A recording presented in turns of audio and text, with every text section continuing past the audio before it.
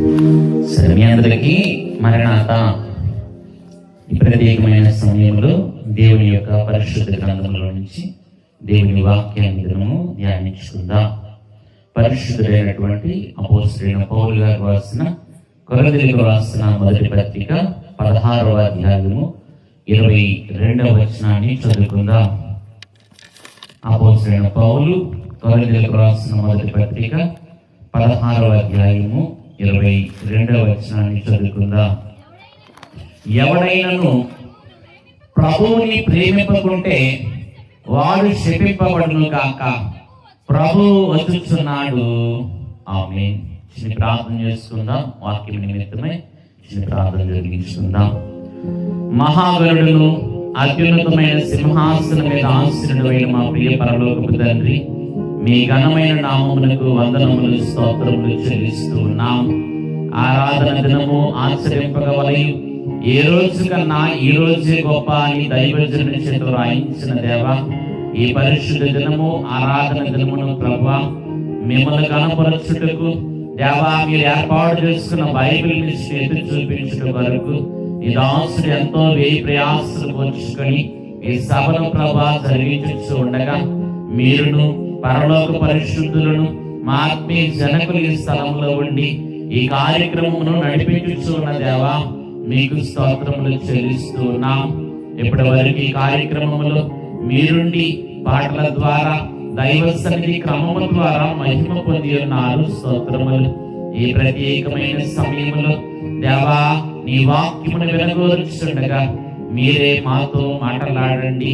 ఆయన మీతో మాట్లాడిన మేలు అని వ్రాయించారు కనుక నన్ను సంపూర్ణంగా మీ ఆత్మవశములోనికి తీసుకుని మీరే నాయన కొన్ని మాటలు నిబిడలైన వారికి మీరే వినిపించండి. ప్రతి ఒక్కరికి కావలసిన వాక్య వర్తమానమును అనుగ్రహించి మీరే మహిమ పొందమని, పరలోక వర్తమానములు మీరే మాకు వినిపింప చేయమని మన కొరకు ఘనమైన బోధకుడుగా వచ్చి వేసిన యేసయ్య పరిశుద్ధ నామమున అడిగి వేడుకొనుచున్నాము మా పరమ తండ్రి. ఆమేన్. ఈ ప్రత్యేకమైనటువంటి మరణాత మహిమ సభల కార్యక్రమం లేఖించిన ಎಲ್ಲರಿಗೂ ప్రభు యేసుక్రీస్తు వారి నామమున కృపయు సమాధానమును రాకడ సిద్ధపాటు కలిగి ఆయత్తపరచును గాక. ఆమేన్. సరే, మంచిదండి. ఈ ప్రత్యేకమైన సమయంలో దేవుని యొక్క పరిశుద్ధ గ్రంథంలో నుంచి దేవుని వాక్యాన్ని దినము ధ్యానించుకుందాం. ఈ దినము నా యొక్క ధ్యానాంశమే మరణాత.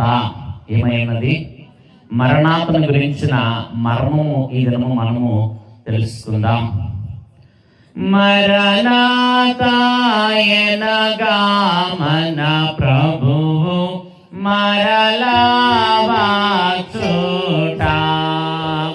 మరణాత ఎనగా మన ప్రభువు మరలా వచ్చుట. దీనింతరచుగా సలామునవాడు నరులు ధన్యులు. యేసు ప్రభువు వచ్చుచున్న రీతిగో వినరండి. పూర్వదోషకారులు తప్పిరి బ్రతికెను తోటవరుడై వచ్చునండి. యేసు ప్రభువు వచ్చుచున్న రీతిగో వినరండి. దేవునికి స్తోత్రం. హల్లెలూయా. ప్రభునందు ప్రియమైన దేవుని పిల్లలారా, ఈ దినము మరణాతలో గల కొన్ని మర్మమైన విషయములు ఈ దినము ధ్యానించుకుందాం. మరణాత అనగా ఇక్కడ మనం వాక్య గ్రంథంలో చూసినట్లయితే కొరింథీయులకు రాసిన మొదటి పత్రిక 16వ అధ్యాయము 22వ వచనంలో మనం చూస్తే, ఎవడైనను ప్రభుని ప్రేమింపకుంటే వాడు శపింపబడును గాక. మరి ప్రభువు వచ్చుచున్నాడు. అక్కడ 1వ నెంబర్ వేసి కింద ఫుట్ నోట్లో రాయబడింది చూడండి. మరణాత అనగా ప్రభు వచ్చుచున్నాడు, లేక ప్రభు వచ్చి ఉన్నాడు, లేక ప్రభువా రమ్ము. మరణాత 3 పదముల సముదాయముగా ఇక్కడ మనము చూడగలం. మరణాత 3 పదముల సముదాయం. కాబట్టి మరణాత అనగా ప్రభువు వచ్చుచున్నాడు, 2 ప్రభువు వచ్చి ఉన్నాడు, 3 ప్రభు అయిన యేసు రమ్ము. ఈ 3 పదముల సముదాయం ఏమై ఉన్నది? మరణాత. ప్రియమైన దేవుని పిల్లలారా, నేను అంటాను, ఈ మరణాత పదమే మరి బైబిల్ గ్రంథం అంతటికి కూడా ఆధారమైనటువంటి పదముగా మనం చూస్తూ ఉన్నాం. బైబిల్ గ్రంథంలో ఎన్ని పుస్తకాలు ఉన్నాయి? ఏమా మాట్లాడండి, ఎన్ని పుస్తకాలు ఉన్నాయి? ఎన్ని ఉన్నాయి? మాట్లాడలేదు మీరు. ఫోన్ చేశారు మధ్యాహ్నం, మాట్లాడతారా? 66 పుస్తకాలు ఉన్నాయి. ఈ 66 పుస్తకముల సముదాయమే బైబిల్ గ్రంథం. అలాగే 66 పుస్తకముల సారాంశము మరణాత పదములో ఇమిడి ఉన్నది. ఎందుకంటున్నానంటే ఈ మాట, పాత నిబంధన గ్రంథంలో మనం చూస్తే ఆదికాండము నుంచి మలాకీ గ్రంథము వరకు కూడా యేసు ప్రభు వచ్చుచున్నాడనే వాగ్దానమును వారు చేతపట్టుకొని 4000 సంవత్సరాలు ఎదురు చూశారు. ఎన్ని వేల సంవత్సరాలు ఎదురు చూశారు? 4000 సంవత్సరాలు ఎదురు చూశారు. మలాకి వరకు కూడా ప్రభు వస్తున్నాడని మొదటి రాకడ కొరకు వారందరూ కూడా ఏం చేశారు? నిరీక్షించిన వారై ఉన్నారు. కాబట్టి ఇది ప్రవచనము. ప్రభువు వచ్చుచున్నాడు. పాత నిబంధన వారికి ఇది ప్రవచనం అన్నమాట. ఈ ప్రవచనాన్ని నెరవేర్చడానికే క్రొత్త నిబంధనలో యేసు ప్రభు వారు నరావతారిగా ఈ భూలోకములో జన్మించారు. ఇదిగో కన్యక గర్భవతి అయి ఒక కుమారుని కనును, అతనికి ఇమ్మానుయేలు అని పేరు పెట్టుదురు. కనుక ఈ ప్రవచనము నెరవేర్పు ఎవరై ఉన్నారు? యేసు ప్రభువారు. మత్తయి వర్తమానం 1వ అధ్యాయము 21వ వచనం మనం చూసినట్లయితే, ఇదిగో ప్రజలందరి యొక్క పాప భారము, చదవండి, ఆమె యొక్క కుమారుని కనును తన ప్రజలను వారి పాపముల నుండి ఆయనే రక్షించును గనుక ఆయనకు యేసు అను పేరు పెట్టుదువనెను. యేసు అనగా అర్థము రక్షకుడు. ఏమని పేరు? యేసు పేరుకి అర్థం ఏంటి? రక్షకుడు. కాబట్టి క్రొత్త నిబంధన కాలంలో మనల్ని రక్షించే పని మీద యేసు ప్రభు ఈ భూలోకములో జన్మించారు. చాలా మంది మరి దేవుడు నరుడుగా మరి పుట్టాడంటే నమ్మని వారు ఉన్నారు. చాలా మంది ఏమై ఉన్నారు? దేవుడు నరుడుగా రావటం ఏంటి అని చాలా మంది నమ్మరు. మీకు ఒక చిన్న వృత్తాంతం చెప్తాను. ప్రియమైన దేవుని పిల్లలారా, ఒకనొక గ్రామములో అంట ఒక కుటుంబం ఉంది. కుటుంబంలో భార్య అలాగే బిడ్డలు మాత్రము దేవుని సన్నిధికి వెళ్తారంట ప్రార్థనకి. కానీ భర్త మాత్రము ఎప్పుడు కూడా వెళ్ళటానికి ఇష్టపడేవాడు కాదు. ఈయన దేవుడు అంటే నమ్మడు. పైపెచ్చు దేవుడు నరుడుగా రావటం ఏంటి, ఇది నేను నమ్మే సంగతి కాదని చెప్పి ఎప్పుడు కూడా రావడానికి ఇష్టపడేవాడు కాదంట. సరే, యథావిధిగా క్రిస్మస్ కాలం వచ్చింది. మరి తల్లి అలాగే కుమార్తె ఇరువురు కూడా బైబిల్ చేత పట్టుకొని మేము ప్రార్థనకి వెళ్తున్నామని చెప్పి మరి ప్రార్థనకి వెళ్ళిపోయారు. మరి ఇంటి యజమానికి ఆహారాన్ని సిద్ధపరిచి మేమైతే ప్రార్థనకి వెళ్తున్నాం, నువ్వు తిని పొనుకో అని చెప్పి ఆయన అలాగే విడిచిపెట్టి వెళ్ళిపోయారు. మరి చలికాలం కనుక బాగా చలి తీవ్రత ఎక్కువగా ఉంది. ఈయన చక్కగా భోజనం చేసి మరి టీవీ చూస్తూ ఉన్నాడు. మరి ఆ ఇంటి కిటికీకి అద్దాలు ఉన్నాయి అన్నమాట. మరి కొన్ని పక్షులు ఆ చలికి తట్టుకోలేకంట ఆ కిటికీకి అద్దానికి తగలటం పడిపోతా ఉన్నాయంట. అంటే లోపలికి రావడానికి ప్రయత్నం చేస్తున్నాయి, కానీ ఆ అద్దానికి తగిలి ఏమైపోతున్నాయి? పడిపోతూ ఉన్నాయి. ఇప్పుడు చాలాసేపు ఇదిగో ఇక్కడ కాదు, నాకు పక్కనే సావిడ ఉంది, ఇక్కడ లైట్ వేస్తాను, ఇక్కడికి పోండి అని చెప్పి తరుగుతా ఉన్నాడంట. కానీ వాటికి అర్థం కావట్లేదంట. ఈయనేమో సావిల్లో లైట్ వేసి అక్కడికి వెళ్ళండి, చలికి అక్కడ సేద తీర్చుకోండి, లేకపోతే చలికి వారి నుంచి రక్షింపబడండి, ఇక్కడ ఉండండి అని చెప్తున్నాడంట. కానీ ఎంతసేపటిగా పక్షులకి అర్థం కావట్లా. ఆ కిటికీ తలుపుకి అద్దానికి తగలటం పడిపోతున్నాయి, కొన్ని అయితే చనిపోతా ఉన్నాయి అంట. ఈయన చాలాసేపు వాటికి చెప్తూనే ఉన్నాడు, కానీ వాటికి ఏమీ బోధపడట్లేదంట. చివరికి ఈయన అనుకున్నాడు, ఇవి పక్షులు కనుక మనుషులైన నా మాట వీటికి అర్థం కావట్లేదు, వీటన్నిటిని నేను కాపాడాలంటే ఖచ్చితంగా నేను కూడా పక్షినైతేనే తప్ప వీటికి నేను చెప్పలేను, ఇవన్నిటిని కూడా నేనేం చేయలేను, రక్షించలేనని చెప్పి అనుకున్నాడంట. అప్పుడు ఎప్పుడైతే ఈ పక్షులకి నేను పక్షి రూపంలో మార్చబడితేనే తప్ప పక్షి భాష నాకు వస్తుంది, అప్పుడు వీటికి చెప్పి వీటిని ఏం చేయగలను, రక్షించగలనని చెప్పి మనసులో ఎప్పుడైతే అనుకున్నాడో ఎమ్మటే చర్చి బెల్స్ మోగినాయి అంట. చర్చి గంట మోగంగానే అప్పుడు ఈయన హృదయానికి తట్టిందంట, నిజమే కదా, ఈ పక్షులు చలిగాలికి చనిపోతాయి అనుకొని వీటిని కాపాడడానికి నేను ఎంత ప్రయత్నం చేసినా అవి అక్కడే తగిలి ఏమైపోతున్నాయి, పడిపోతున్నాయి. వీటిని రక్షించడానికి నేను ఏమయ్యేవాళ్ళ, నేను పక్షిగా మారితే తప్ప వాటిని ఏం చేయలేను, రక్షించలేను. కాబట్టి మనుష్యులు రక్షించడానికి దేవుడు మనిషిగా వచ్చాడు, ఇది వాస్తవం అని ఆయన మనస్సాక్షి ఏమైంది, అర్థమైంది. ఎమ్మటే ఆయన కూడా అంట అప్పుడు చర్చికి వెళ్ళటం మొదలు పెట్టాడంట. దేవునికి స్తోత్రం, దేవునికి మహిమ కలుగును గాక. కాబట్టి దేవుడు మనిషిని రక్షించాలంటే మనిషిగా వచ్చాడు, ఇది నాస్తికుడైన ఆయనకి అర్థమైంది. మరి మనం కూడా అర్థం చేసుకోవాలి. అందుకే నేను దైవజనులు దేవదాసయ్య గారు చెప్తూ, దేవుడుగా వస్తే అంట ఏ నరుడు కూడా ఆయన చూసి బ్రతకలేడంట. దేవుడు అగ్ని వంటి వాడు. ఎవరంట, సీనాయి పర్వతం మీదకి నిర్గమాకాండం 20వ అధ్యాయంలో దేవుడు ఎలా దిగి వచ్చాడు, అగ్ని రూపముతో ఆ పర్వతం మీదకి దిగి వచ్చాడు. కాబట్టి దేవుడు అగ్ని వంటి వాడు. మోసే ఒక్కడే దేవుని మరి సీనాయి పర్వతం ఎక్కగలిగాడు, కానీ మిగతా కింద ఇశ్రాయేలు ఎక్కగలిగారా? కాబట్టి దేవుడు అగ్ని వంటి వాడు. కాబట్టి ఆయన చూసి ఏ నరుడు కూడా ఏం చేయలేడు, బ్రతకలేడు. అందుకని దేవుడుగా రావడానికి ఇష్టపడలా. రెండవది గంట దేవదూతగా వద్దాం అనుకున్నారంట. ఎలా వద్దాం అనుకున్నారు, దేవదూతగా వద్దాం అనుకున్నాడంట. దేవదూతలే గొప్ప వెలుగుతూ ఉంటారు, ప్రకాశమానమైన వెలుగుతూ ఉంటారు. వారిని చూసే నరులు భయపడిపోతారు. లూకాసు వర్తమానం 2వ అధ్యాయం 9వ వచనం మనం చూస్తే గొర్రెల కాపరులు దేవదూతను చూసి భయపడ్డారా లేదా?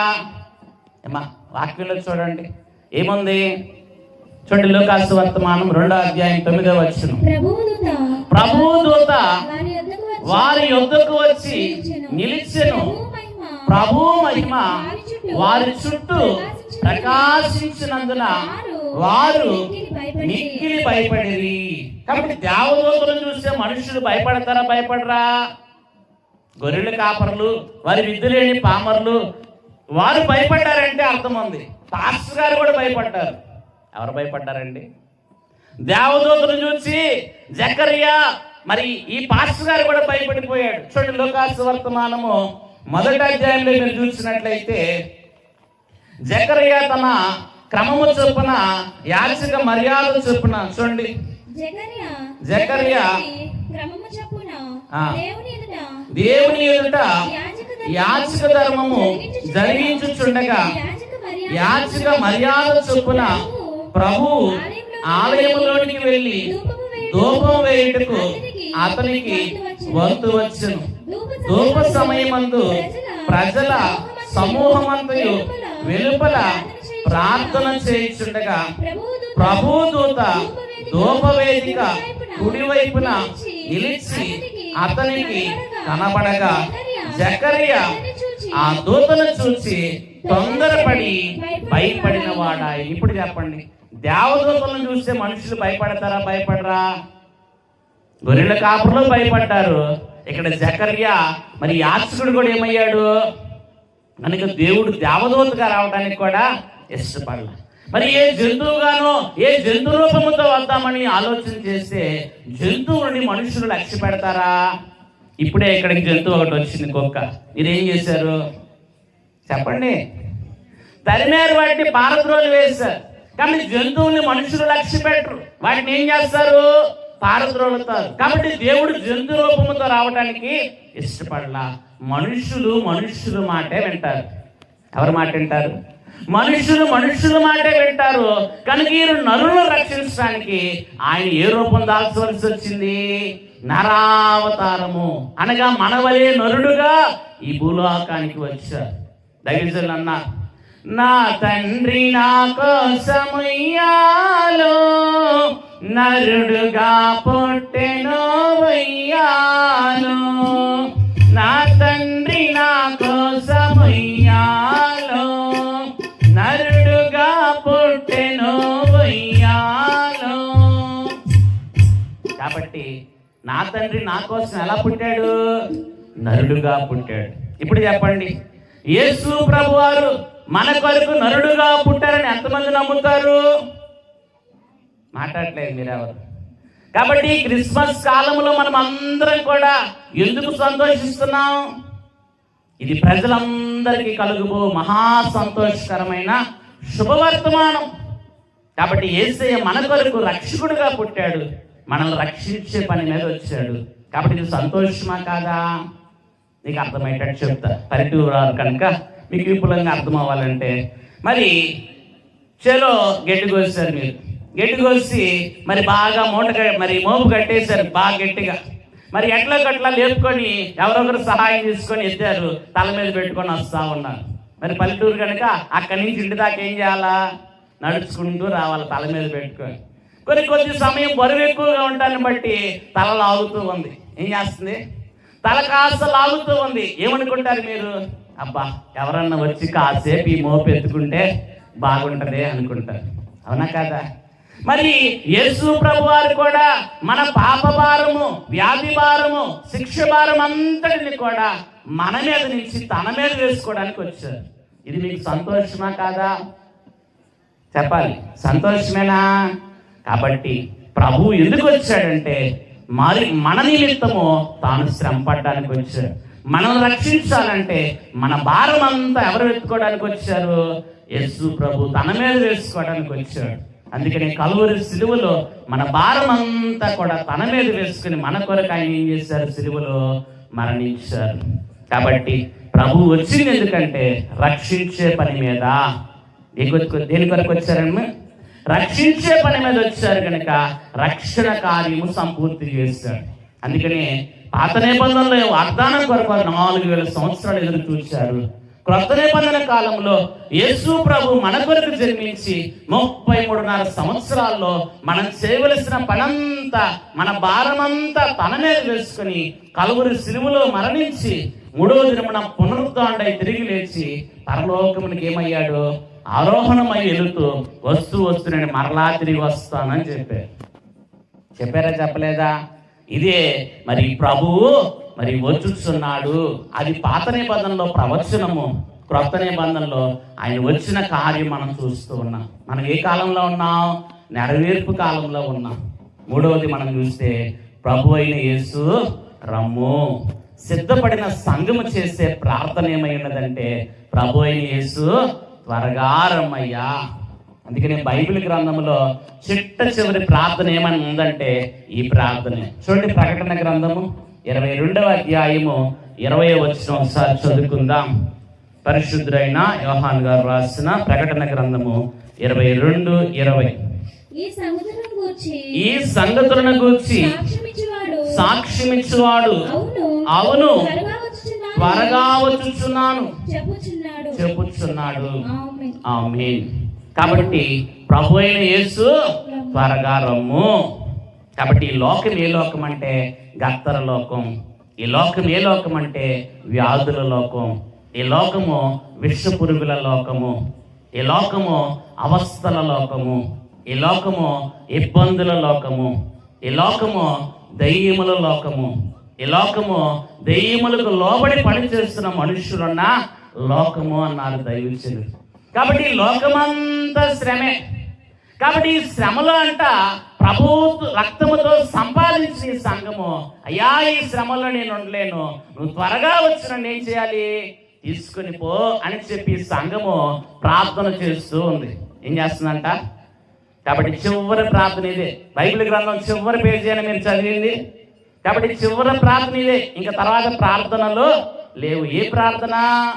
దైవజనులు రాశారు పాట లోపంలో, ప్రభువైనా యేసు రామను ప్రార్థన నేర్పుము, ప్రభువా సభలకు మాత్రమే కాక ఇతర సభలకు మాత్రమే కాక ఇతర జనులకు కూడా ఇదియే ప్రార్థన, జనులకు కూడా ఇదియే ప్రార్థన.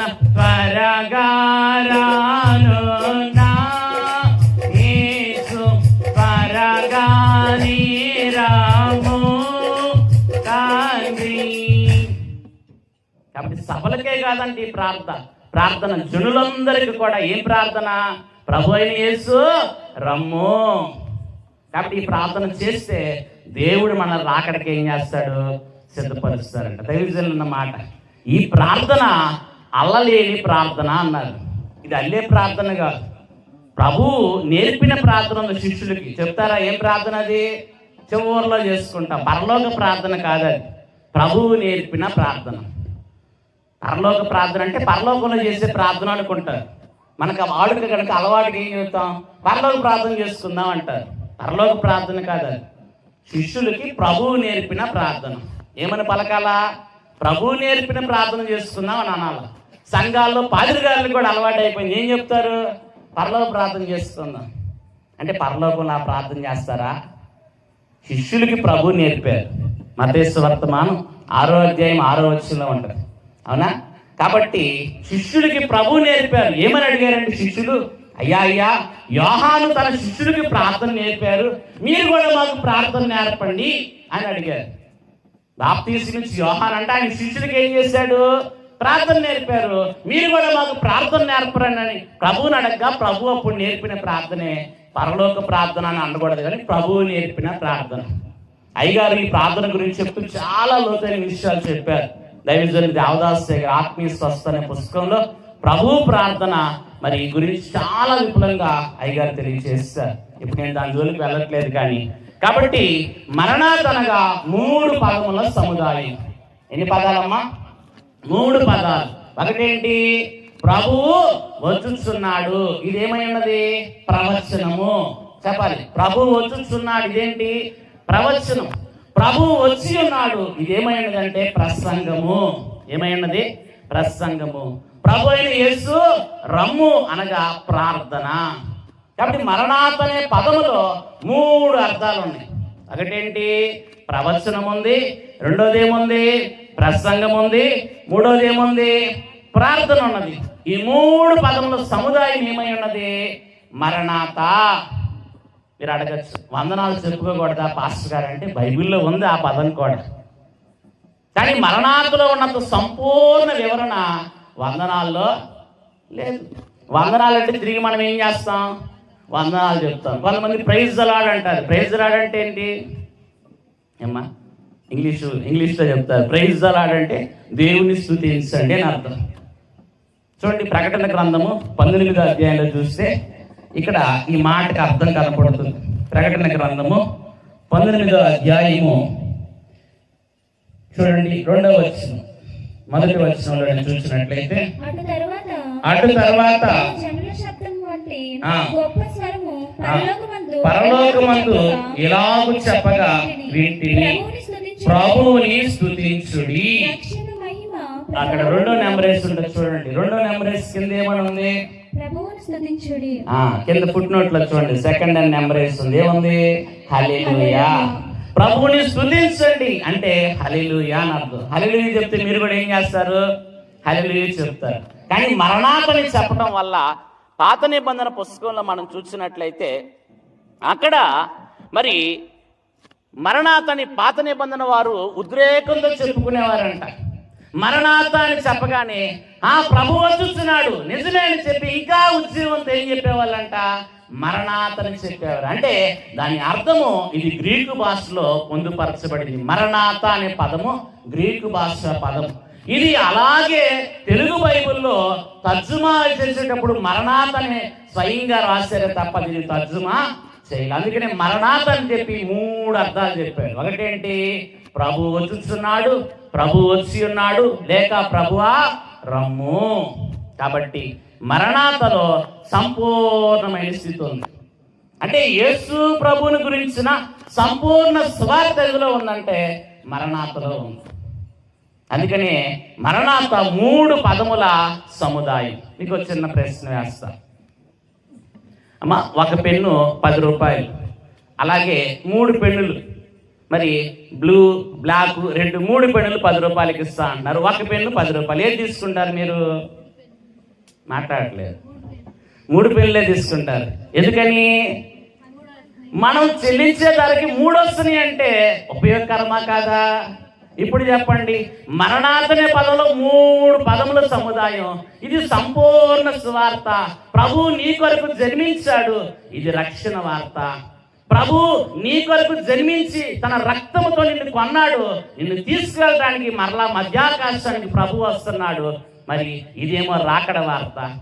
3వది, మధ్యాకాశంలో నువ్వు ప్రభువును కలుసుకున్నాక ప్రభువుతో సదాకాలం ఆయనతో ఉంటాం. ఇది మహిమ వార్త. చెప్పండి. ఇప్పుడు మరణాతని చెప్పితే ఈ సంపూర్ణమైన స్థితి మనకు దొరుకుతుందా దొరకదా? కాబట్టి మరణాత గురించి విపులంగా మనం తెలుసుకోవాలి.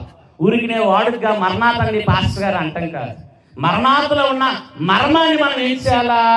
గ్రహించాలి. అప్పుడే ఇతరులకు మనం చక్కగా దాని గురించి ఏం చేయొచ్చు? బోధించవచ్చు.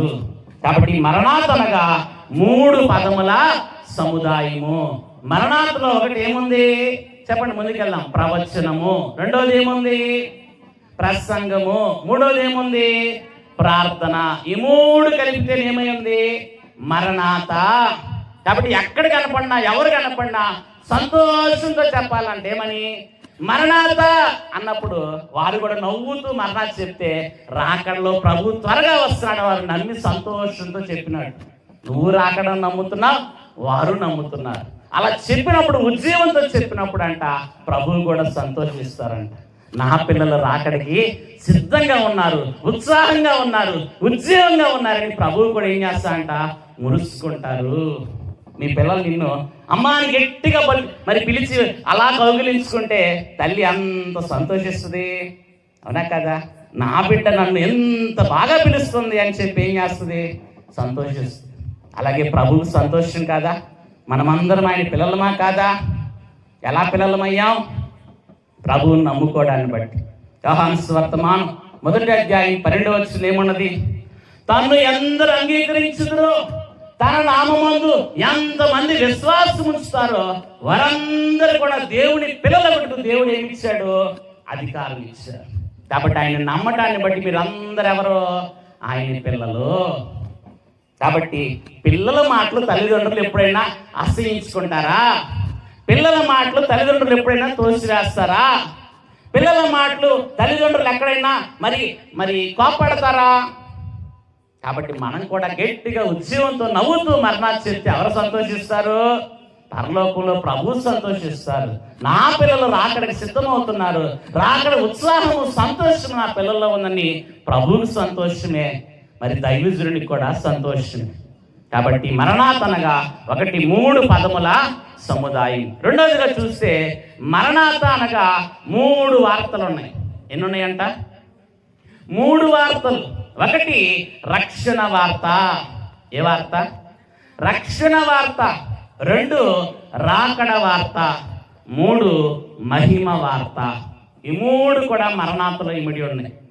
రక్షణ వార్త. అందుకని ప్రభు ఎందుకు వచ్చాడు? రక్షించే పని మీద వచ్చాడు. పరిశుద్ధుడైన మార్కు గారు రాసిన మార్క్స్ వర్తమానం 16వ అధ్యాయం 16వ వచనం మీరు ఒకసారి చదివినట్లయితే ఒకసారి చదువుదాం. 16వ అధ్యాయం 16వ వచనం. నమ్మి బాప్తిసం పొందిన వాడు రక్షింపబడును, నమ్మని వానికి శిక్ష విధింపబడును. చాలండి. కాబట్టి నమ్మి నువ్వు బాప్తిసం తీసుకోవాలా. ప్రభువు నీ కొరకు నరుడుగా పుట్టాడు, నిన్ను రక్షించడానికే నరావతారం ఎత్తాడు, నీ కొరకే పరలోకం విడిచి భూలోకానికి నరుడుగా జన్మించాడు. ఆయన నీ కొరకు వచ్చాడు. మరి నీవు ఇది తెలుసుకుంటే ప్రభువు రక్షణను నిర్లక్ష్య పెడతావా? అందుకనే పౌలు గారు అంటారు, ఇదే అనుకూల సమయము, ఇదే మిక్కిలి శ్రేష్టమైన సమయము. రక్షింపబడుట మనకు చాలా అవసరం. రక్షింపబడకపోతే మనం ప్రభు పిల్లలం కాలేదు. విశ్వాసం ఉంచితే నమ్మితే పిల్లలం అవుతాము. రక్షింపబడితే ఇంకా ప్రభు పక్కనే హక్కును చేర్చుకున్న వారు అవుతాం. కాబట్టి రక్షణ చాలా ప్రాముఖ్యం.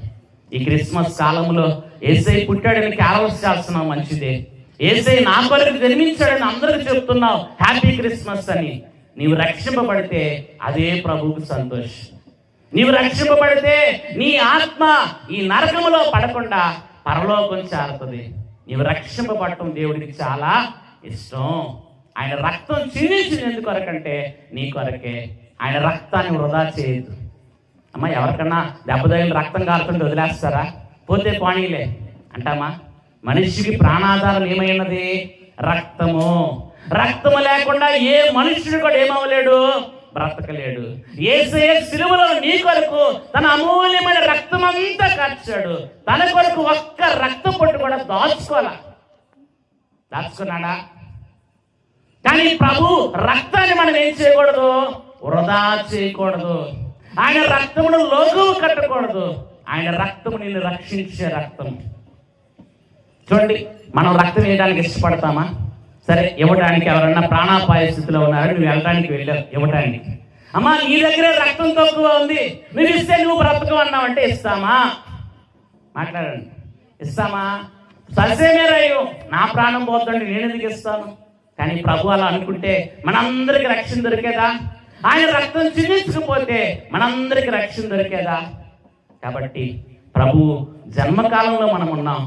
ప్రభు రక్షణ వార్తని అందరికి మనం అందించాలా అంటే మొదట నీవేమవ్వాలా? రక్షింపబడాలి. అందుకని భక్తులు పాడుకున్నాడు, శ్రీయేసుండు జన్మించే రేయిలో, శ్రీయేసుండు జన్మించే రేయిలో, నేడు పాయాక బెత్లెహేము యోరీలో, నేడు పాయాక బెత్లెహేము యోరీలో, శ్రీయేసుండు జన్మించే రేయిలో, శ్రీయేసుండు జన్మించే రేయిలో, నేడు పాయాక బెత్లెహేము యోరీలో, నేడు పాయాక బెత్లెహేము యోరీలో. కాబట్టి ప్రభు రక్షణ వార్తను మనం ఏం చేయకూడదు, నిర్లక్ష్య పెట్టకూడదు. కాబట్టి మనం రక్షింపబడాలి, మన కుటుంబాలు రక్షింపబడాలి. అందుకని ఒక్కరు రక్షింపబడితే అంటే కుటుంబంలో వారిని బట్టి ఇంకొకరు రక్షింపబడతారు. ఇలా రక్షణ అంతస్తు పెరుగుతూ ఉంటుందంట. అది మనకెంతో ఆశీర్వాదకరం. కాబట్టి రక్షింపబడిన మనకంట ఇతరులు నశించిపోతుంటే మనం ఊరుకోలేమంట. రక్షింపబడిన వారికంట అయ్యో వీరు తెలియక ఇంకా అసత్యంలో ఉన్నారే, అజ్ఞానంలో ఉన్నారే, ఇంకా చీకటిలో వెళ్ళిపోతున్నారే, వారు రక్షింపబడాలి ప్రభు అని వారి కొరకు ఏం చేయాలి? ప్రార్థన చేయాలి. ప్రభు మన ప్రార్థన వినే దేవుడు, ప్రార్థన ఆలకించే దేవుడు. కాబట్టి వారి కొరకు మనం ఏం చేయాలి? ప్రార్థన చేయాలి. అందుకని కీర్తనాకారుడు అంటాడు, నీతిమంతుల గుడారములో రక్షణ సునాదము వినబడును. నీతిమంతుల గుడారంలో ఏం వినపడుతుందంట? రక్షణ సునాదం వినపడుతుంది. కాబట్టి అందరూ రక్షింపబడాలి, అంతటా అందరూ మారు మనసు పొందవాలని దేవుడు కోరుతున్నారు. కాబట్టి ప్రియమైన వాళ్ళారా, రక్షణ వార్త ఈ క్రిస్మస్ కాలంలో యేసయ్య ఏం తీసుకొచ్చాడంటే రక్షణ తీసుకొచ్చాడు. ఏం తీసుకొచ్చారమ్మా? రక్షణ తీసుకొచ్చారు. మొదటి రాకడలో ప్రభువు పాపుల కొరకు వచ్చారు. ఎవరి కొరకు వచ్చారు? పాపుల కొరకు వచ్చారు. కాబట్టి ఆయన పాపుల మధ్య, సుంకరుల మధ్య కూర్చొని భోజనం చేశాడు. కానీ పాపుల మధ్య ఆయన ఉన్న పాపం ఆయన అంటించుకోవాలి. కాబట్టి మనం కూడా పాపులున్న లోకంలో ఉన్న పాపమును మనం ఏం చేయకూడదు? అంటించుకోకూడదు. అంటూ ఏం చేయాలి? దూరంగా వెళ్ళాలి. యవనస్తుడైన యోసేపు పాపముని విడిచంట పారిపోయాడంట. పొతీఫరు భార్య యోసేపుని 6వ ఆజ్ఞ పాపంలో పడవేయాలని చూసింది. యోసేపు తన వస్త్రాన్ని విడిచిపెట్టేసి పారిపోయాడు పాపము నుంచి. కాబట్టి మనం కూడా ఏం చేయాలా? పాపమునకు దూరంగా ఉండాలి. దైవజనులు అన్నారు, అధమ మొక్క పాపమైనా, అధమ మొక్క పాపమైనా అంటకుండానున్నది, అంటనీయాకున్నది, అంటు అంటనుచున్నది. వధువు సంగము వరుని కొరకు, వధువు సంగము వరుని కొరకు ఎదురు చూచుచున్నది. కాబట్టి మొదటి వార్త ఏ వార్త? రక్షణ వార్త. రెండవది ఏ వార్త? రాకడ వార్త. ప్రభు రక్షింపబడిన మనకు తన శిష్యులైన వారికి చెప్తూ మనకు కూడా చెప్తున్నాడు, ఇదిగో నేను పరలోకంలో మీ కొరకు ఏం చేస్తున్నాను? స్థలము సిద్ధపరచి వెలుస్తున్నాను. యోహాను సువార్తమానం 14:3 ఇదిగో నా తండ్రి ఇంట అనేక నివాసములు కలవు, లేని ఎడల నేను మీతో చెప్పుదును, నేను వెళ్ళి మీకు స్థలము సిద్ధపరచుదును, నేనుండు స్థలములో మీరును ఉండులాగున మరలా వచ్చి నా ఎదురు నుండి మిమ్మను తీసుకుని పోతాను. మరలా వస్తానన్నాడా రానన్నాడా? నా వాక్యంలో ఉందిగా క్లియర్గా. ప్రభువే స్వయంగా చెప్పిన మాట ఏమన్నాడు? నేను మరలా వచ్చి మిమ్మల్ని నా ఎదురు నుండి మిమ్మల్ని ఏం చేస్తాను? తీసుకుని వెళ్తానన్నాడు. ఇదే రాకడ వార్త. ఇంకా మనం చూస్తే అపోస్తలుల కార్యగ్రంథము 1వ అధ్యాయం 11వ మనం చూస్తే, ఇక్కడ శిష్యులైన వారు ప్రభు ఆరోహణమై వెలుస్తూ ఉంటే అలాగూ ఆకాశం వైపు తేరు చూస్తూ ఉన్నారు. ఎవరు? యేసు ప్రభు శిష్యులు. అప్పుడు ఇద్దరు దేవదూతలు వారితో మాట్లాడుతున్నారు. చదవండి. ఓ గలిలయ మనుషులారా, మీరెందుకు ఆకాశం వైపు తేరు చూస్తున్నారు? మీ వద్ద నుండి పరలోకమునకు చేర్చుకొనబడిన ఈ యేసువే ఏ రీతిగా పరలోకమునకు వెళ్ళుట మీరు సూచితురో ఆ రీతిగానే ఆయన తిరిగి వచ్చునని వారితో చెప్పును. ఇక్కడ ప్రభు చెప్పారు, రెండోది దేవదూతలు చెప్తున్నారు. యేసయ్య ఎలాగో పరలోకానికి కొనిపోబట్టి మీరు చూశారో ఆ రీతిగా నేనేం చేస్తాడంట? తిరిగి వచ్చును. కాబట్టి ఉందా లేదా? ప్రభు వస్తానన్నాడు. కానీ ఆయన మాటను నమ్మి మనం కూడా ఏం చేయాలి? రాకడికి సిద్ధపడాలా లేదా? చెప్పాలి. దైవజనులు అన్నారు, ఎంతటి మహాభక్తులైనప్పటికీ రాకడకు సిద్ధపడకపోతే అర్థపడలేమంట. సిద్ధపడకపోతే ఏం చేయలేమంట? మీకు అర్థమయ్యేటట్టు చెప్తా. అమ్మ, మీ ఊర్లో ప్రెసిడెంట్ గారు ఉన్నారా? ఉన్నారా లేదా? ఉన్నారు. అయ్యా, నేను ప్రెసిడెంట్ గారిని వస్తున్నాను, కాసేపు ఆపు బండి, కాసేపు ఆపు బస్సు. ఆపుతారా? మాట్లాడండి. అదేంటండి, మీ ఊరి గ్రామానికి ప్రెసిడెంట్ కదా అని చెప్తే ఆగదా? మాట్లాడలేదు. అదేంది, మీ గ్రామం మొత్తానికి పెద్దే కదా, మీ గ్రామం అంతటికి ప్రెసిడెంటే కదా, మరి చెప్తే ఆగిపోవడం ఏంటి? మీ ఊరిలో నుంచే వెళ్తుంది. అలాగే ఎంత గొప్ప అధికారి అయినప్పటికీ సిద్ధపడి బస్సు ఎక్కడానికి ఎక్కడికి వెళ్ళాలా? బస్ స్టాండ్కి వెళ్ళి అక్కడ సిద్ధపడి ఉంటే బస్సు రాగానే వెళ్ళొచ్చు. అంతేగాని మన కొరకు ఆగుతుందా? కాబట్టి ఇప్పుడు చెప్పండి, ప్రయాణం చేయాలంటే ఏం చేయాలా? చెప్పండి అమ్మా. ఈ సభకి మీరు రావాలనుకో, పొరుగుల నుంచి రావాలనుకో, మీరు ఏం చేయాలా? సిద్ధపడి ప్రయాణం చేసి ఇక్కడికి రావాలి. సిద్ధపడకపోతే రాగలరా? కాబట్టి నేను కూడా ఇక్కడికి రావాలంటే మొదట ఏం చేశాను? నీ ఆరాధన చూసుకున్నాను, ఇంటికి వచ్చాను, ఫ్రెష్ అప్ అయి మరలా ఎక్కడికి వచ్చాను? సిద్ధపడి ఇక్కడికి వచ్చాను. సిద్ధపడకపోతే ప్రయాణం కుదురుద్దా? అలాగే రాకడ ప్రయాణం చేయాలంటే మనం కూడా ఏం చేయాలా? సిద్ధపడాలి. ఒకవేళ నీకు సిద్ధపాటు లేదేమో, ఈ సభలోకి వచ్చిన వాళ్ళరా సిద్ధపాటు ప్రభువుని అడిగితే ప్రభువే నీకు సహాయం చేస్తారు. దైవజనులు అన్నారు, నేనిక సీతాంబోగా లేనని తెలిసినది నిరుకు గానన్ పరిశుద్ధాత్మయే నన్ను, గానన్ పరిశుద్ధాత్మయే నన్ను కడకు సిద్ధము చేసి కొనును, రాకడకు సిద్ధము చేసి కొనును, త్వరగా రాను నా యేసు, త్వరగా నీ రమ్ము తండ్రి. రెండవది రాకడ వార్త. రాకడికి ఎత్తపడాలంటే మనం ఏమవ్వాలా? సిద్ధపడాలి. సిద్ధపడకపోతే మరి మహాభక్తులైన కూడా ఏం చేయలేరు? ఎత్తపడలేరు. మూడోది మనం చూస్తే మహిమ వార్త. ఏ వార్త అంట? మహిమ వార్త. దైవజనులు దేవదాసే గారు ఒక పుస్తకం రాశారు, మహిమ వార్తావళి. ఏం రాశారు? మహిమ వార్తావళి. ఈ పుస్తకం అంతా చదివితే అన్ని మహిమ సంగతులే అందులో ఉంటాయి. మహిమ ఎక్కడ ఉంటుంది? ఏమా భూలోకం అంతా ఏముంటది? ఏమా చెప్పండి. మీరు పట్టా వేశారు కానీ పట్ట తీసేస్తే ఏముంటది? మాట్లాడండి అమ్మా. మట్టి. భూలోకం అంతా ఏముంటది? మట్టి. పరలోకం అంతా ఏముంటది అంటే మహిమ. చెప్పాలి. పరలోకం అంతా ఏముంటది? మహిమ. కాబట్టి ఆ మహిమ సంగతులు, పరలోకంలో మహిమ ఉంది, ఆ మహిమ సంగతులు మనం తెలుసుకోవాలా వద్దా? నాకు మాట చెప్తాను. మహిమ లోకానికి మనం వెళ్ళాలంటే మహిమ గురించి మనం తెలుసుకుంటే వెళ్తామా? తెలుసుకోకుండా వెళ్తామా? మరి రాకడికి మనం సిద్ధపడాలి. రాకడికి ఎత్తపడాలంటే రాకడ సంగతులు తెలుసుకుంటే సిద్ధపడగలం, సిద్ధపడితే ఎత్తపడగలం. తెలుసుకోకపోతే తెలుస్తుందా? మరి మహిమ సంగతులు తెలుసుకోవాలంటే మనం కూడా ఏం చేయాలా? పరలోకాన్ని గురించి విషయాలు తెలుసుకోవాలి. పరలోకం గురించి ఎక్కడ రాయబడింది? ప్రకటన పుస్తకం అంతా కూడా పరలోకం గురించి రాయబడింది. కాబట్టి ప్రకటన గ్రంథము ఈ కడవరి కాలంలో విరివిగా మనం చదవాలి, నేర్చుకోవాలి. చాలా మంది అంటారు ప్రకటన పుస్తకం చదివితే శ్రమలు వస్తాయండి పాస్టర్ గారులే చదవరు, నేను ఎందుకు చదవాలంటారు. చదవకూడని పుస్తకం అయితే ప్రభువు రాయిస్తారా? చెప్పాలి. చదవకూడని పుస్తకం అయితే రాయిస్తారా? చూడండి, ప్రకటన గ్రంథం 1వ అధ్యాయము 3వ వచనంలో ఏముంది? చదవండి. ప్రకటన 1:3. అందరూ కూడా మీ పరిశుద్ధ గ్రంథాలు తెరిచి చూడండి.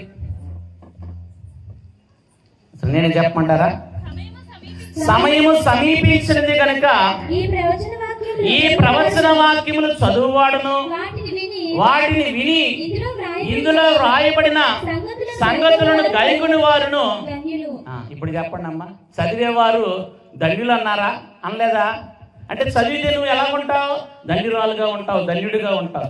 రెండోది చదువువారు ధన్యులు, వినువారు ధన్యులు, గైకుని వారు ధన్యులు. ఇప్పుడు చెప్పండి, ప్రకటన పుస్తకంలో ఉన్న మహిమ సంగతులన్నీ మనం తెలుసుకోవాలా వద్దా? ప్రకటన గ్రంథం 1వ అధ్యాయంలో మనం చూస్తే యోహాను ఆత్మవశంలోకి వెళ్ళిన స్థితి కనపడుతుంది. 2, 3 అధ్యాయాలు మనం చూస్తే సంఘం యొక్క స్థితిగతుల గురించి రాశారు.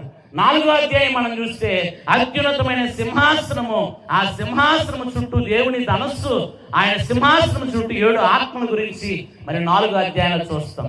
5వ అధ్యాయంలో ఆ సింహాసనం మీద ఆశీనుడైన మరి గొప్ప మహిమ స్థితిలో ఉన్న స్థితిని మనం చూస్తూ ఉన్నాం. కాబట్టి 5వ అధ్యాయము మరి ఆయన కుడి చేతిలో మరి పుస్తకం ఉంది. ముద్రలు విప్పడానికి ఎవరు యోగ్యులు లేరంట. పరలోకంలో లేరంట, భూలోకంలో లేరంట, మరి పాతాళలోకంలో ఎక్కడా కూడా లేరంట. ఆ ముద్రలు విప్పడానికి జయించిన వారు యేసు ప్రభు. గొర్రె పిల్ల రక్తములో మరి గొర్రె పిల్ల వధింపబడిన గొర్రె పిల్లే ఆ ముద్రలు విప్పడానికి యోగ్యుడు. కాబట్టి 5వ అధ్యాయంలో ఆ ముద్రలు విప్పడం చూస్తున్నాం. 6వ అధ్యాయం నుంచి మరి 19వ అధ్యాయం వరకు మనం చూస్తే 18వ అధ్యాయం వరకు మరి 21 రకాల శ్రమలు ఉంటాయి. 1 7 ముద్రల శ్రమలు, 2 7 బూరల శ్రమలు, 3 7 పాత్రల శ్రమలు. 19వ అధ్యాయంలో మనం చూస్తే మరి రాజ్యము, శక్తి, మహిమ ఎవరి వశమైపోయినాయి? దేవుని వశమైపోయి. 20వ అధ్యాయంలో అంత్యక్రీస్తు అబద్ధ ప్రవక్త సాతాను మరి మట్టులేని గోతులో 1000 ఏళ్ళు బంధింపబడతారు. మొట్టమొదటి నరకానికి వెళ్ళేది ఎవరంటే అంత్యక్రీస్తు, అబద్ధ ప్రవక్త. వీరిద్దరు నరకంలో వేయబడతారు. ఆ తర్వాత సాతాను కూడా నరకంలో ఏమవుతాడు? వేయబడతాడు. 21వ అధ్యాయంలో మనం చూస్తే క్రొత్త ఆకాశము, క్రొత్త భూమి కనపడుతుంది. దేవునితో మనం యుగయుగాలు ఆయనతో ఉండటం. పరలోకంలో ఏడుపు ఉండదు, పండ్లు కొరుకుట ఉండదు. దేవుడే మనతో ఉంటాడు. ఆయన మన కన్నీటి ప్రతి బాష్ప బిందువుని ఏం చేస్తాడు? తుడిచి వేస్తాడు. 22వ అధ్యాయంలో సదాకాలం యుగయుగాలు ప్రభుతో ఉంటారు. అందుకని ఈ ప్రకటన పుస్తకం అంతా ఏ చరిత్ర ఉంది? చెప్పాలి. మహిమ చరిత్ర, మహిమ వార్త ఈ ప్రకటన పుస్తకంలో ఉంది. ఇవన్నీ మనం చదివితే ధన్యులమవుతామా కాదా? మన పరలోకం గురించి తెలుసుకుంటే పరలోకం మీద ఆశ ఉంటుందా ఉండదా? ఆ గొప్ప మహిమ స్థలానికి నేను కూడా వెళ్ళాలని ఆశపడుతుందా పుట్టదా? పరలోకం వీధులంతా కూడా బంగారమేనంట, మళ్ళాగా మట్టి ఉండదు. అక్కడంతా ఏముంటది? మహిమ. ఏమని చెప్పారు? దేవదాసయ్య గారు చెప్తూ క్రిస్మస్ ప్రసంగంలో, మరి సూర్యుని కాంతిని ఏమంటాం? ఎండ అంటాం. చంద్రుని కాంతిని ఏమంటాం? వెన్నెల అంటాం. దేవుని కాంతిని మహిమ అన్నారు. దేవుని కాంతి ఏమంట? మహిమ. కాబట్టి పరలోకం వెళితే ఆయన మహిమను చూస్తూ ఆయన యందు ఆనందించే గొప్ప స్థితి. కాబట్టి మహిమ వార్త తెలుసుకోవాలా, తెలుసుకోకూడదా? తెలుసుకోవాలి. కాబట్టి మరణాత్ అనగా 3 పదముల సముదాయం. మొట్టమొదటి ఏం చెప్పాను? 1 ప్రవచనము, 2 ప్రసంగము, 3 చెప్పాలి ప్రార్థన. రెండోది మరణాత్ అనగా 3 వార్తలు అని చెప్పా. ఒకటేంటి? రక్షణ వార్త. రెండోది ఏంటి? రాకడ వార్త. మూడోది మహిమ వార్త. ఈ 3 అనుభవాలు మనం తెలుసుకోవాలి. భూలోకంలో ఉండగానే పరలోకం గురించి మనం తెలుసుకోవాలి. ఎక్కడ ఉండగానే ఆ మహిమను మనం సంపాదించుకోవాలి. పరలోకం వెళ్ళాక సంపాదించుకోవటం కాదు, ఎక్కడున్నప్పుడే మనం సంపాదించుకోవాలి. అందుకనే దైవజనులు అన్నారు, మహిమా తోడ కాపివేయు మహిమా కొరకు సిద్ధపరచు మహిమా జీవులను గామాచి మహిమాలోకి చేర్చుకొనును.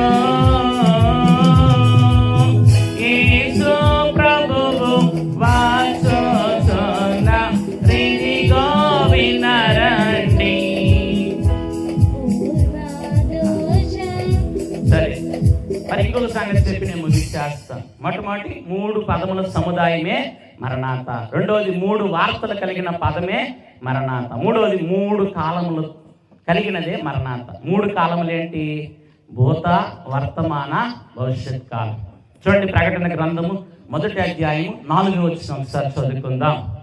ప్రకటన పుస్తకము 1వ అధ్యాయం 4వ వచనం.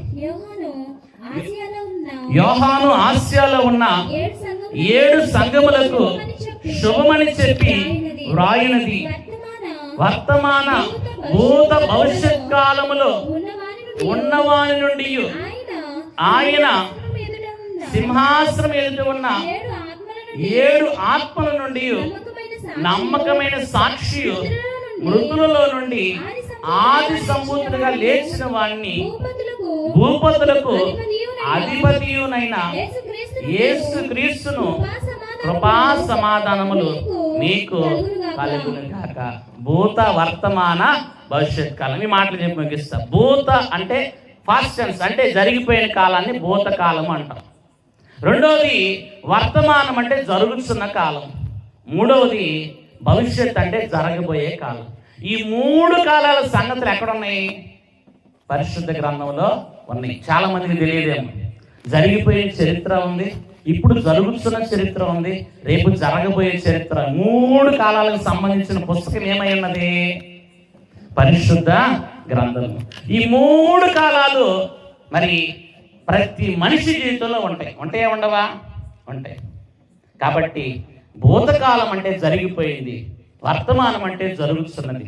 బైబిల్ ఎలా సర్వవ్యాప్తమైన గ్రంథమో, మరి బైబిల్ మిషన్ సలాముగా వాడే మరణాత్ అనే పదము కూడా మరి 3 కాలాలు. అంటే ఇందాక చెప్పాను, పాత నిబంధన కాలంలో ప్రవచన రూపంలో ఉంది. రెండవది వర్తమానం, మరి ప్రభు వచ్చి ఉన్న కాలంలో మనం ఉన్నాం, ఇది ఉన్నది. మూడవది భవిష్యత్తు అనగా ప్రభువారము, రేపు పరలోకం వెళ్ళాక ఈ ప్రార్థన బట్టి పరలోకములో యుగాలు ప్రభుతో జీవించగలం. అందుకని మీ అయ్యగారు సభలు పెట్టారు. అమ్మ, పోయిన సంవత్సరం జరిగిపోయిన సభ గురించి చెప్తే మీరు వింటారా? మాట్లాడండి, ముగించేస్తాను. పోయిన సంవత్సరం చెప్పిన ప్రసంగమే చెప్తే మీరు వింటారా? పోయిన సంవత్సరం విన్నదే, జరిగిపోయి చెప్తే ఏం వింటాం అంటారా? ఇప్పుడు జరుగుతున్నది కాబట్టి మీరు శ్రద్ధగా కొంతవరకైనా వింటున్నారు. రేపు జరగబోయేది చెప్తే ఇంకా ఆసక్తితో వింటారు. ఏ మనుషులకి ఏమి ఇష్టం? జరిగిపోయిన చరిత్ర ఇష్టం ఉండదు. జరుగుతుందైతే మాకు తెలుసులే, ముందుగానే మేము తెలుసుకున్నామని అనొచ్చు. జరగబోయేది చెప్తే ఇంకా శ్రద్ధగా ఆసక్తితో వింటారు. అలాగే నేను అంటాను, మీ అయ్యగారు గత సంవత్సరంలో పెట్టారు జరిగిపోయిన సభ, ఇప్పుడు పెట్టిన సభ మాట్లాడండి, జరుగుతున్న సభ, రేపు జరగబోయే సభ. అలాగే పరిశుద్ధ గ్రంథంలో ఆదికాండములో ఏమీ లేనప్పుడు, దేవుడు ఒక్కడే ఉన్నప్పుడు ఆయన లక్షణములతో దేవుడు సభ చేశాడు. దేవుడు ఆయన లక్షణాలు ఉండే సభే అనాది సభ, అంటే భూతకాలంలో జరిగిపోయింది. రెండోది, యేసు ప్రభు వారు వచ్చి భూలోకానికి మత్తయి సువార్త 5, 6, 7 అధ్యాయాల్లో గొప్ప సభ చేశారు. 3 దినాల సభ. ఎన్ని దినాల సభ అమ్మా? 3 దినాల సభ చేశారు. ఈ సభకు వచ్చిన వారందరికీ కూడా శరీరాహారము, ఆత్మీయాహారం 2 పెట్టి పంపించారు లేదా? మరి మీ అయ్య గారు కూడా 3 దినాల సభ పెట్టారు. శరీరాహారము, ఇంకా ఏ ఆహారం? ఆత్మీయాహారం 2 ఉన్నాయా లేవా?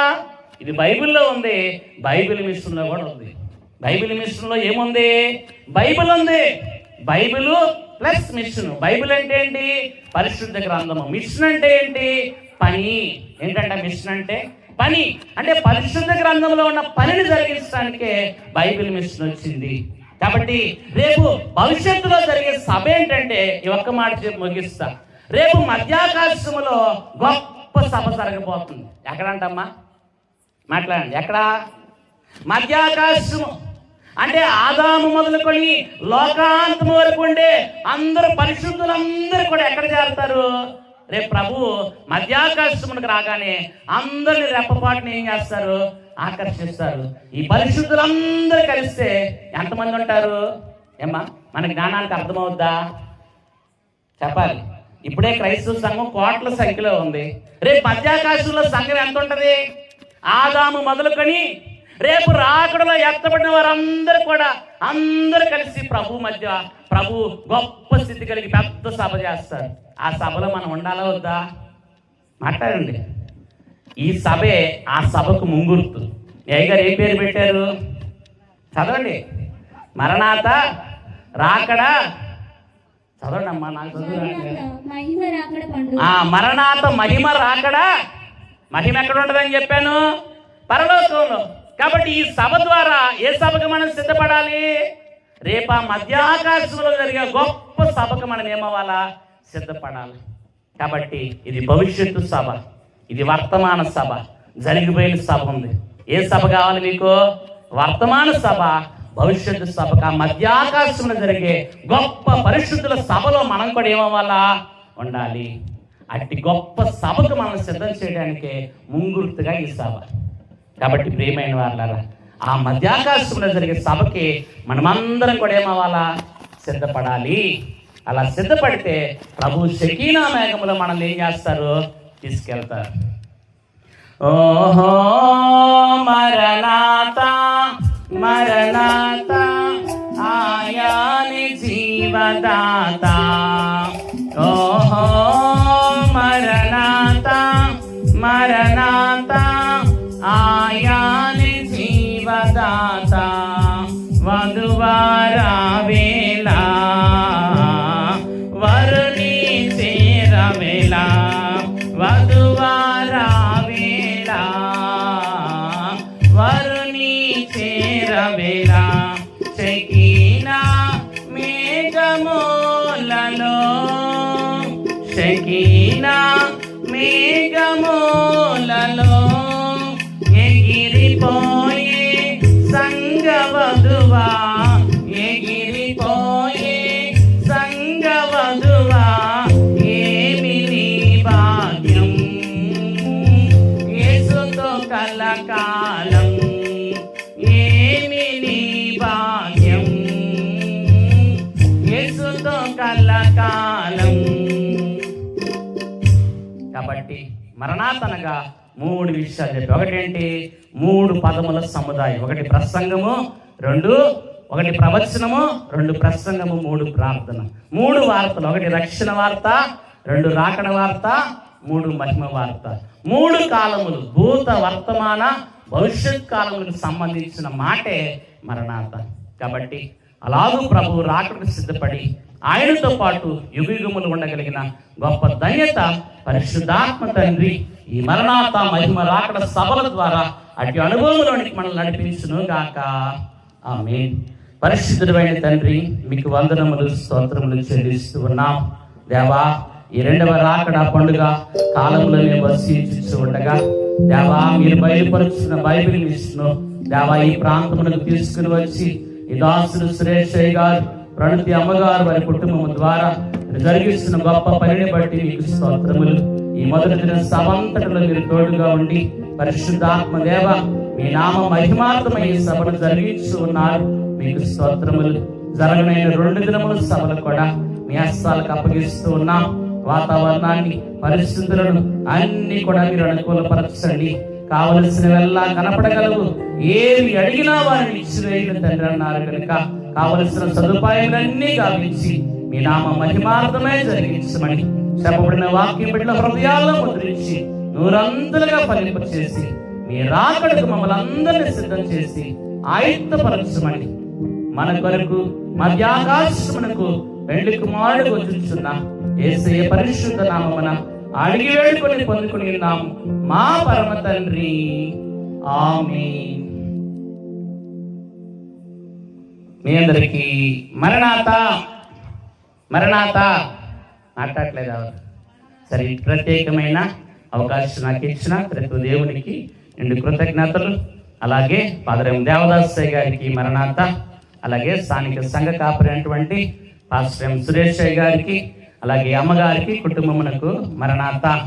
అలాగే మన మధ్యకు వచ్చినటువంటి మరి కిరణయ్య గారికి కూడా ప్రత్యేకమైన మరణాత. ఆర్కెస్ట్రా వారికి మరణాత. శ్రద్ధతో విన్న మీ అందరికీ మరణాత.